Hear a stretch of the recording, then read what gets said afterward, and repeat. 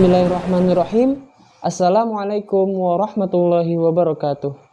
Perkenalkan, nama saya Zul Sawabi dari Fakultas Humaniora jurusan Bahasa dan Sastra Arab. Pada video kali ini saya ingin menyampaikan resume atau rangkuman mengenai PBAK Universitas Islam Maulana Malik Ibrahim Malang pada hari pertama, yaitu hari Selasa tanggal 31 Agustus tahun 2021.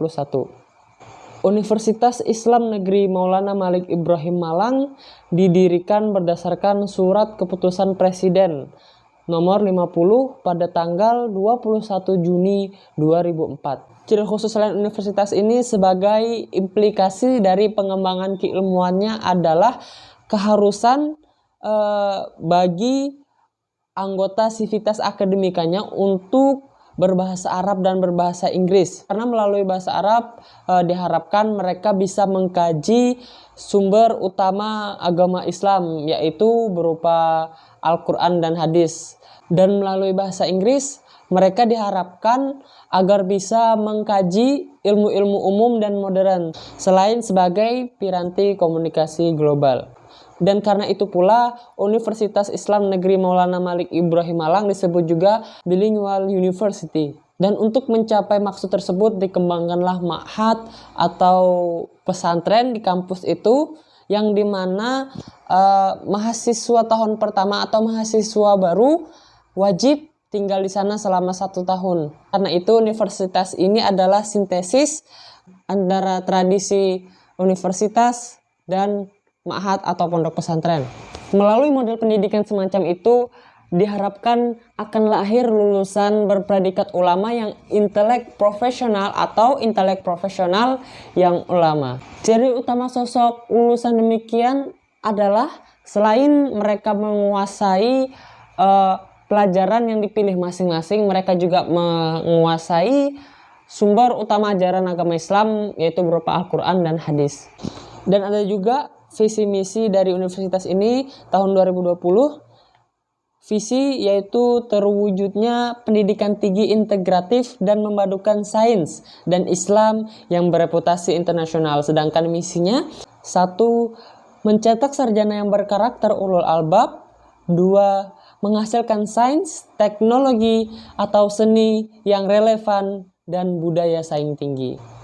Dan tujuannya ialah memberikan akses pendidikan tinggi keagamaan yang lebih luas kepada masyarakat, serta menyediakan sumber daya manusia terdidik untuk memenuhi kebutuhan masyarakat.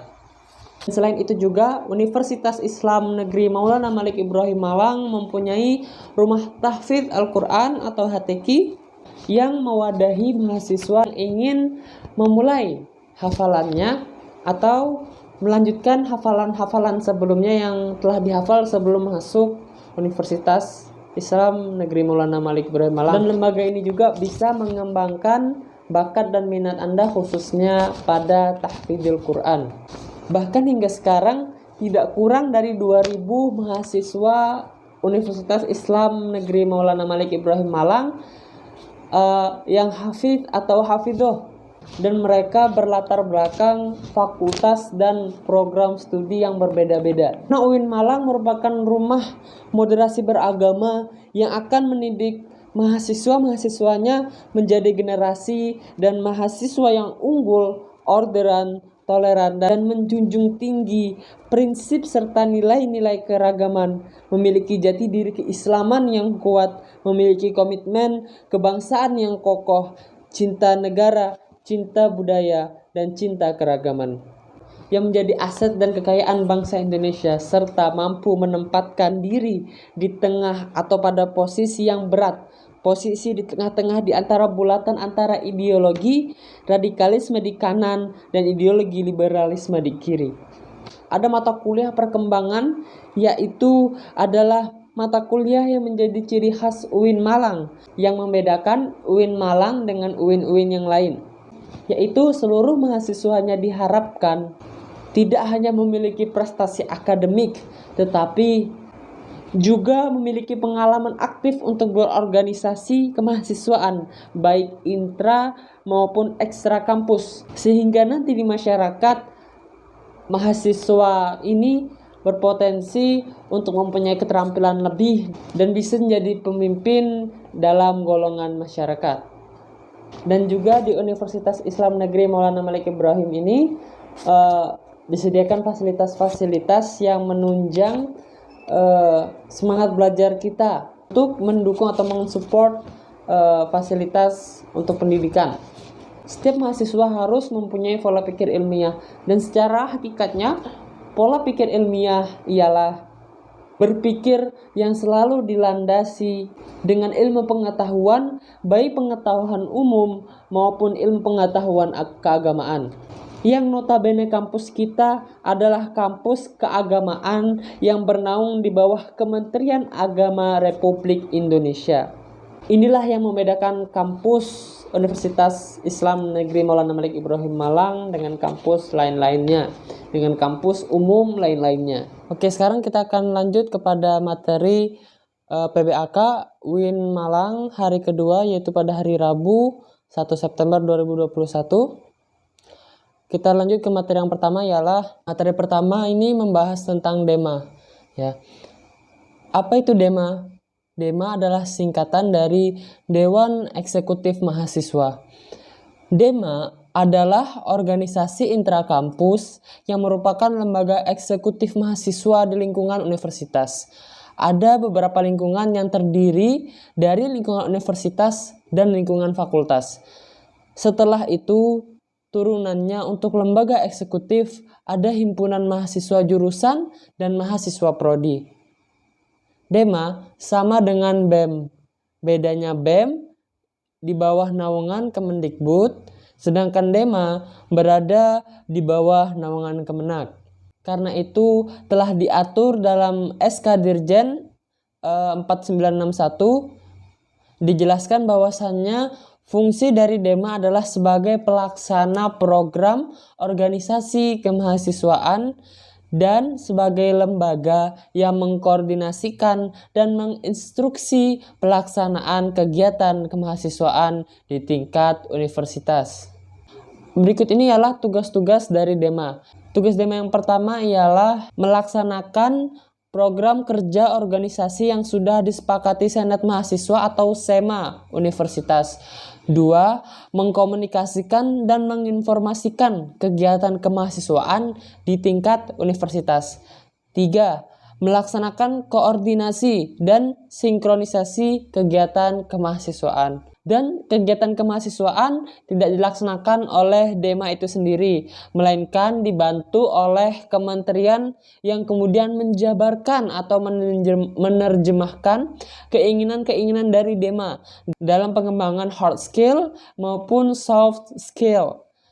Ada 6 kementerian, yaitu yang pertama ada Kementerian Dalam Negeri yang akan mengkoordinasikan atau mengkomunikasikan di lingkungan internal universitas. Yang kedua ada Kementerian Luar Negeri. Ini yang bertugas untuk mengkomunikasikan lembaga-lembaga yang ada di UIN Malang dengan lembaga di luar UIN Malang, sehingga tidak hanya kuat secara internal tapi juga kuat secara eksternal. Yang ketiga, Kementerian Sosial, Hukum, dan Politik.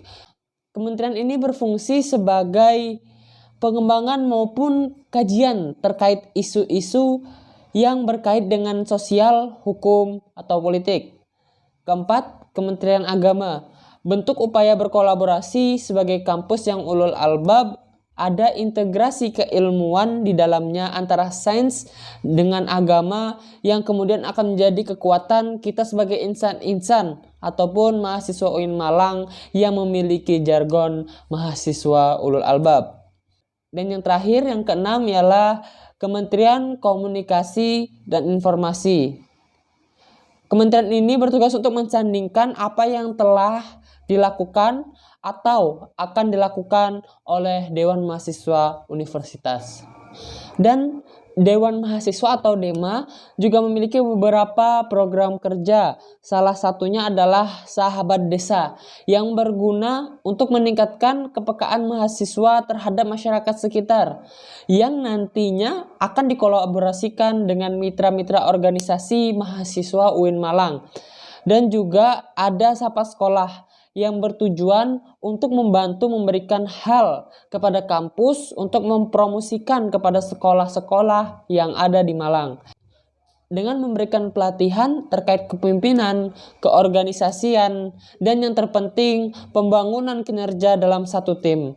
Ada juga program kerja yang berkaitan dengan sosial, hukum, dan politik yang memiliki program kerja Rihlah Parlemen yang untuk berdiskusi dengan para pimpinan yang ada di dalam birokrasi kepemimpinan Indonesia. Oke, kita lanjut ke materi yang kedua, yaitu membahas tentang SEMA atau Senat Mahasiswa.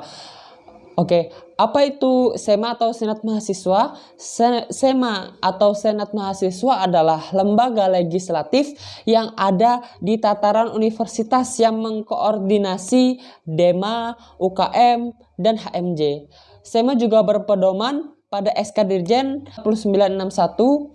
SEMA bertugas merumuskan terkait perundang-undangan, merumuskan terkait peraturan-peraturan organisasi yang ada di UIN Malang, yang nantinya akan dikonfirmasikan kepada anggota DEMA dan diturunkan lagi kepada fakultas-fakultas. Visi DEMA sendiri adalah sebagai lembaga legislatif, transformatif, kolaboratif, progresif, berdasarkan asa kebersamaan dan kekeluargaan, serta menjunjung tinggi profesionalitas. Dan fungsi dari SEMA sendiri ada 4. Yang pertama yaitu advokasi, yang kedua legislasi, ketiga pengawasan, dan keempat penganggaran. SEMA juga akan menerima keluh kesah mahasiswa terkait masalah UKT, kuliah, dan lain-lain.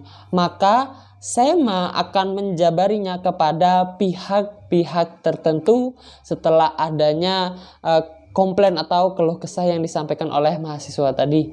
Dan SEMA sendiri mempunyai 8 tugas, yaitu 1. Mengawasi dan mengontrol DEMA. 2. Memberikan persetujuan setiap kegiatan yang akan dilaksanakan oleh DEMA. 3. Memberikan pengesahan setiap laporan pertanggungjawaban setelah selesai agenda tersebut. 4. Memfasilitasi aspirasi mahasiswa UIN Malang dan menyalurkannya kepada pihak-pihak yang bersangkutan. 5. Mengawasi setiap kebijakan dan keputusan yang diambil oleh DEMA Universitas. 6. Merancang dan menetapkan peraturan organisasi UIN Malang. 7. Mengesahkan peraturan DEMA Universitas. 8. Menjadi mitra kerja bagi DEMA Universitas dalam melaksanakan kebijakan organisasi kemahasiswaan. Dan juga SEMA ini memiliki wewenang yaitu untuk menyelenggarakan pemilihan-pemilihan kabinet kerja, membawa peraturan terkait klasifikasi mahasiswa yang nanti akan meneruskan mendataris dari eksekutif, legislatif, dan lain-lain. Semua universitas tidak bekerja sendirian tetapi dibantu oleh komisi-komisi. Ada 4 komisi, yaitu komisi A, B, C, dan D. Komisi A adalah Komisi Advokasi dan Hukum, mempunyai tugas mengadvokasi seluruh mahasiswa UIN Malang, baik itu terkait UKT maupun fasilitas-fasilitas yang ada di UIN Malang. Komisi B adalah Komisi Organisasi dan Kemahasiswaan, menaungi organisasi maupun kemahasiswaan dan mengawal ormawa di UIN Malang. Komisi C adalah Administrasi dan Keuangan, sebagai pembuatan peraturan organisasi dan juga administrasi. Dan yang terakhir adalah Komisi D, adalah Informasi dan Komunikasi, untuk mempublikasikan apa saja kerja-kerja SEMA universitas ini. Berikut dampak-dampak COVID-19. Yang pertama, di sektor ekonomi, ini menyebabkan 1. Melemahnya daya beli. 2. Hilangnya pekerjaan. B. Sektor pendidikan. Yang pertama, menyebabkan banyaknya putus sekolah. Yang kedua, kekerasan pada anak dan risiko eksternal. Yang ketiga, penurunan pencapaian belajar. Ada juga kebijakan-kebijakan dari pemerintah di sektor pendidikan ini untuk membantu masyarakat di tengah pandemi COVID ini. Yang pertama, ada bantuan kuota internet Yang kedua, bantuan subsidi upah. Yang ketiga, bantuan uang kuliah tunggal atau UKT. Yang keempat, bantuan rumah sakit dan pendidikan. Yang kelima, dukungan kepada relawan, mahasiswa, dan dosen. Poin selanjutnya, 3 kekuatan pengubah dunia. Yang pertama kemajuan teknologi, yang kedua agama, yang ketiga pasar. Oke, kita lanjut ke materi selanjutnya, yaitu moderasi beragama. Kita tidak boleh kalah oleh orang-orang Arab. Pakailah aksesoris-aksesoris biar tampak dan tidak kalah oleh orang Arab yang mungkin ilmunya kurang, seperti ceramah, dakwah, memimpin organisasi. Kenapa moderasi relevan dan urgen di Indonesia? Yang pertama, karakter Islam sebagai rahmah lil alamin yang menjunjung tinggi keadaban dan harmoni inter dan antar pemeluk agama. Yang kedua, historisitas Islam di Indonesia atau masuknya Islam ke Nusantara via dakwah, bukan via perperangan. Yang ketiga, karakter masyarakat Indonesia yang lekat dengan kesantunan dan harmoni. Yang keempat, ideologi bangsa Pancasila dan moto Bhinneka Tunggal Ika. Ada juga pesan-pesan yang disampaikan untuk mahasiswa UIN Maulana Malik Ibrahim Malang. Yang pertama, mahasiswa harus memerankan diri sebagai agents of change dalam menguatkan dan mendiskriminasi agenda moderasi. Yang kedua, mahasiswa harus mengedepankan kepentingan kebangsaan dan keagamaan yang sesuai dengan prinsip moderasi. Dan yang terakhir, yang ketiga, mahasiswa UIN harus cerdas, akademik, religius, dan berkebinekaan. Dan kita sekarang akan membahas UKM. Banyak juga organisasi-organisasi yang terdapat di universitas ini. Ya, kita bahas satu-satu. Yang pertama ada UKM Menwa, organisasi bersejarah pembentukan Jenderal Ahmad Nasution 1959 di Jabar. Semboyan penyempurnaan pengabdian dengan ilmu pengetahuan dan ilmu keprajuritan, dengan logo simbol warna ungu artinya mulia. Fungsi resimen mahasiswa ini mewujudkan sikap bela negara di ranah mahasiswa, menciptakan kondusivitas kehidupan mahasiswa, dan lain-lain. Logo UKM Menwa ini ada 2, yaitu logo Masurya atau provinsi dan Wira Caktiyuda atau ini yang khusus UIN Malang. Ada juga UKM Teater, ini sudah cukup lama berdiri di UIN Malang ini, sudah berumur 35 tahun. Di dalamnya terdapat bidang seni musik, tari, sastra, aktor, dan lain-lain. Selanjutnya ada UKM Mapala Turisna. Ini adalah organisasi pencinta alam. Kegiatan utama yaitu rekreasi atau mendaki, sosial atau bencana alam, olahraga, mendaki gunung, panjat tebing, orat, susur goa, dan ilmiah. UKM yang selanjutnya adalah UKM Unior atau unit olahraga. UKM ini adalah wadah untuk memfasilitasi mahasiswa dalam bidang olahraga. Menaungi 7 cabang olahraga, yaitu sepak bola, bola voli, bulu tangkis, tenis meja, bola basket, sepak takraw, dan catur.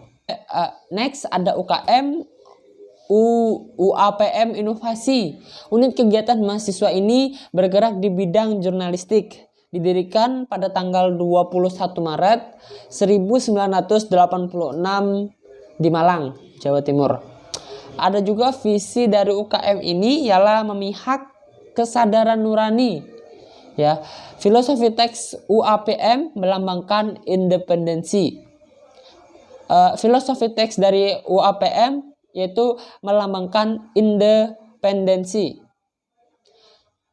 Produk dari UKM ini adalah key post berupa koran, kumpulan isu ranah kampus, dan majalah berupa majalah tahunan berisi depth news yang kritis analitis. Dan ada juga agenda rutin seperti diklat tingkat dasar, upgrading skills, journalist camp, sekolah filsafat, rapat akhir tahun, dan diskusi rutin. Oke, mungkin cukup dari saya. Itu resume atau rangkuman versi saya. Saya akhiri video ini. dengan mengucapkan kafaratul majelis. Subhanakallahumma wa bihamdika asyhadu an la ilaha illa anta wa astaghfiruka wa atubu ilaik. Wabillahi taufiq wal hidayah. Saya Zulsawabi pamit undur diri. Wassalamualaikum warahmatullahi wabarakatuh.